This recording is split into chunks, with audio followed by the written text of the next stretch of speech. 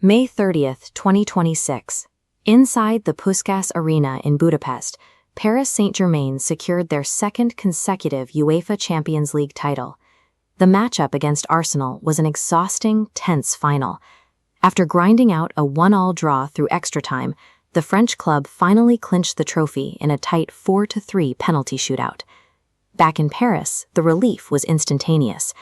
Tens of thousands of ecstatic fans flooded the streets, filling the Champs-Élysées to celebrate their team defending the most prestigious prize in European football. By all accounts, this was supposed to be a pure, unifying moment of national pride, a night for the entire country to revel in an undisputed athletic triumph. But as the night wore on, the tone on the streets shifted.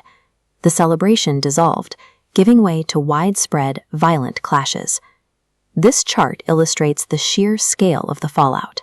Across 15 different cities, police made 780 arrests, while 57 officers sustained injuries trying to maintain order.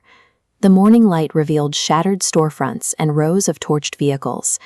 The chaos even claimed a life when a young man on a motorcycle crashed fatally while a crowd blocked traffic on the Paris Ring Road. Officials described the scene as urban guerrilla warfare. How a joyous football victory devolved into nationwide destruction is a question that now divides the country. The French Interior Ministry actually anticipated unrest. They deployed a massive security force of 22,000 officers nationwide, including 6,000 concentrated solely within the capital. Despite the heavy police presence, intense skirmishes broke out near the Parc des Princes Stadium, where 40,000 people had watched the match on giant screens, and along the heavily poured-in Champs-Élysées. The clashes escalated quickly. Small groups of rioters began weaponizing commercial fireworks, launching them directly at police lines, which prompted officers to deploy tear gas to clear the gridlocked avenues. The preparation was there, but the sheer density and aggression of the crowds meant standard control measures simply collapsed under the pressure.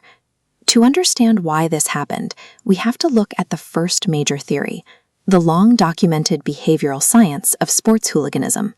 This models a sociological formula for riots, combining massive gatherings, extreme emotional highs, and heavy alcohol consumption creates a highly volatile environment. Inside this zone, a tiny fraction of bad actors ignites the crowd. One aggressive act creates a chain reaction, drawing in everyday people. According to this view, a few opportunistic troublemakers hijacked what was supposed to be a peaceful celebration, ruining the night for the vast majority of genuine Paris Saint-Germain supporters. Through this lens, the destruction in Paris is simply a severe case of a standard crowd control problem, completely separate from broader national politics. However, a highly vocal segment of the country sees the violence as a symptom of a deep systemic fracture in French society. The political fallout was swift. Figures like 3-time presidential candidate Marine Le Pen asserted that only in France does a football victory spark widespread rioting. Conservative media and viral online commentators pushed back against the hooliganism theory. They argued that many of those arrested were not football fans at all, but rather unassimilated youths from the city's outskirts. As footage circulated showing mobs attacking civilian property and clashing with state police, the online rhetoric intensified, explicitly framing the perpetrators as hostile to the state.